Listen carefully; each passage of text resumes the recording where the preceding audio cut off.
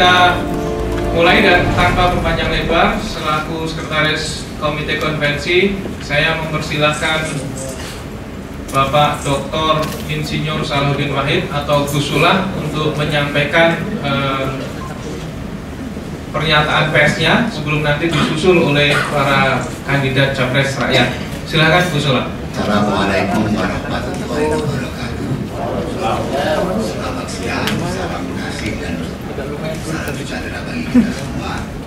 Bapak dan Ibu sekalian yang saya hormati, jadi tadi disampaikan bahwa ada sekitar 25 yang mendaftar ke sekretariat.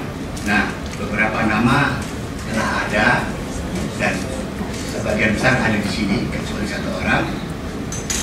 Saya sebutkan saja namanya. Pertama, menurut abjad ini Ibu Ani Iwasaki.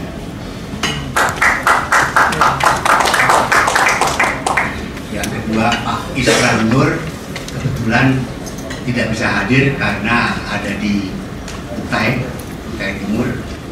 Yang ketiga, Bapak Riki Sukanto. Kemudian Bapak Rizal Ramli. Kemudian Bapak Sofyan Siregar. Yang berikutnya Bapak Tony Ardi. Terakhir, last but not least, Bapak Yusril Isa Mahendra. Nanti masing-masing akan memperkenalkan diri, tapi perlu juga saya sampaikan, Ibu Ani Iwasaki ini tinggal di Jepang. Pak Sofyan Siregar tinggal di negeri Belanda.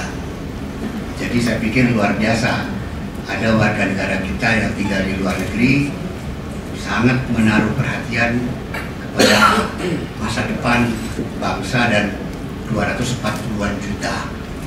Secara kebetulan juga dua-duanya tinggal di negara yang pernah menjajah Indonesia. Baik, terima kasih Gus Sulah. Saya Yusril Isa Mahendra. Saya ikut dalam konvensi rakyat yang digagas oleh Pak Salahuddin Wahid dan rekan-rekan ini. Dan saya merasa senang, mudah-mudahan ini membawa manfaat bagi perubahan di tengah masyarakat kita. Dan konvensi ini akan memunculkan tokoh-tokoh alternatif dalam pencalonan presiden yang akan datang. Kita tahu bahwa Undang-Undang Dasar mengatakan bahwa kalau calon presiden itu harus dimajukan oleh partai-partai politik serta pemilu, yang sekarang juga sedang diperdebatkan apa maknanya. Konvensi ini menjaring tokoh-tokoh dari masyarakat untuk dimunculkan sebagai kandidat dan calon presiden yang akan datang. Yang tentu nanti mekanismenya kalau sudah menguat di masyarakat, insya Allah akan direkrut oleh partai politik sebagai calon dalam pemilihan presiden yang akan datang. Saya ikut dalam konvensi ini dan sambil berdoa mudah-mudahan konvensi ini membawa manfaat dan kemudian juga menarik perhatian masyarakat dibandingkan dengan konvensi-konvensi lain yang sudah ada sekarang ini. Saya pernah ditawari juga ikut konvensi salah satu partai politik, tapi banyak pertimbangannya yang kemudian terjadi. Dan tadi saya ikut konvensi rakyat yang digagas oleh Pak Salahuddin Wahid dan rekan-rekan ini. Melihat ini adalah satu upaya dari bawah, dari kalangan masyarakat sendiri, yang mudah-mudahan itu membuka suatu perspektif baru dalam proses pencalonan presiden yang akan datang. Terima kasih banyak. Assalamualaikum warahmatullahi wabarakatuh. Demikian. Oke, yang terdekat dulu. Ini namanya konvensi rakyat, sehingga tidak aneh banyak yang belum kenal, padahal mereka orang-orang luar biasa. Tony Ardi misalnya, itu di kalangan aktivis sangat dikenal. Pikirannya relatif radikal, nggak biasa. Dan ini bagus supaya rakyat kita melihat pandangan-pandangan yang lain. Ibu Ani juga seorang wanita banyak tinggal di Jepang, punya pikiran yang mungkin berbeda dengan yang lainnya. Dia fokus sama perempuan. Mas Sofian Siregar juga orang hebat, bisa jadi pengajar di luar negeri, di Belanda, punya wawasan yang juga internasional. Cuman rakyat Indonesia belum kenal aja. Tapi kalau teman-teman media bantu, jadi ini barang ngeri-ngeri sedap. Jadi ini barang. Kenapa?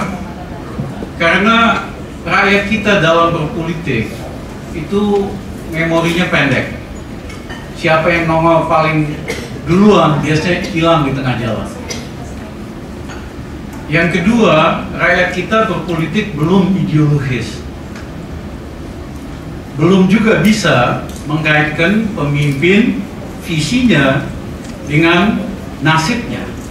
Di negara lain, rakyat tahu kalau dia misalnya pilih Partai Republik pasti akan merugikan rakyat biasa, karena Partai Republik selalu mengajak oleh orang kaya. Nah, menurut saya masing-masing dari kita ini memiliki visi yang berbeda, karakter juga beda. Ada yang nekat banget, ada yang tenang. Kompetensi menurut saya macam-macam juga dan lumayan. Tinggal popularitas. Popularitas itu barang yang paling mudah direkayasa. Kalau visi, karakter, kompetensi tidak bisa direkayasa.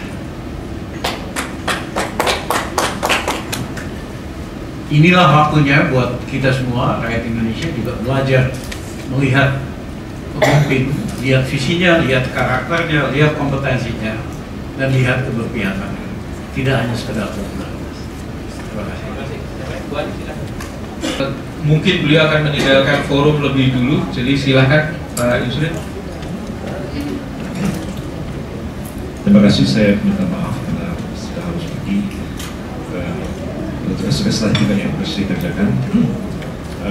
Saya ingin menyampaikan satu statement clear bahwa konvensi ini penting, artinya bagi rakyat sebagai satu alternatif untuk memunculkan pemimpin Indonesia, Presiden Republik Indonesia tahun 2014 yang akan datang. Kalau ditanyakan kepada saya mengenai elektabilitas dan sebagainya, ya forum inilah yang akan menentukan elektabilitas atau tidak elektabilitasnya seseorang. Jadi saya sependapat dengan apa yang dikatakan Pak Rizal Ramli tadi, bahwa karakter, komitmen, wawasan, kemampuan tidak bisa dibentuk secara tiba-tiba, melainkan melalui satu proses pengalaman dan pengujian yang panjang. Popularitas bisa diciptakan dalam waktu yang singkat, bisa juga ditenggelamkan dalam waktu yang singkat. Saya yakin bahwa banyak orang, termasuk yang ikut dalam konvensi ini, sebenarnya mempunyai kapasitas, mempunyai kemampuan, pengalaman untuk ikut memecahkan persoalan-persoalan bangsa ini dan berada di depan sebagai pemimpin. Tapi popularitas mereka tidak kunjung tercipta di tengah-tengah masyarakat. Dan ini sangat tergantung dari bagaimana media menggunakannya, atau bisa mungkin juga malah memanipulasinya, sehingga dia muncul sebagai sesuatu yang menjadi perhatian publik di tengah-tengah masyarakat kita ini. Jadi kalau itu permasalahannya,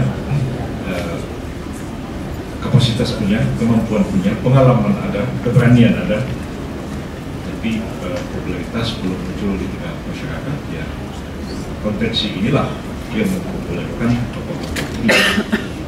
Karena sudah banyak tokoh-tokoh yang populer, tapi ya, kalau ditanya selalu jawabnya, saya juga nggak ngerti, saya juga nggak ngerti, ya.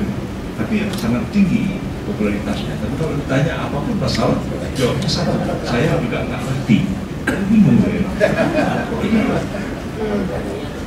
Popularitasnya tinggi sekali. Kalau tanya Pak Rizal Ramli, apa yang beliau tidak mengerti?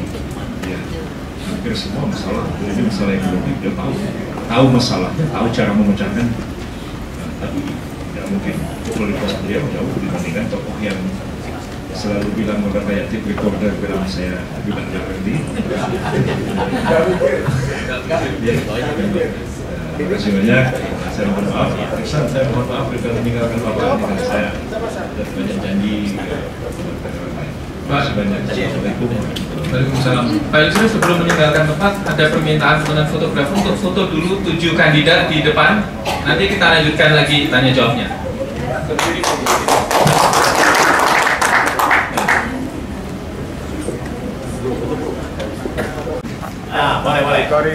Boleh.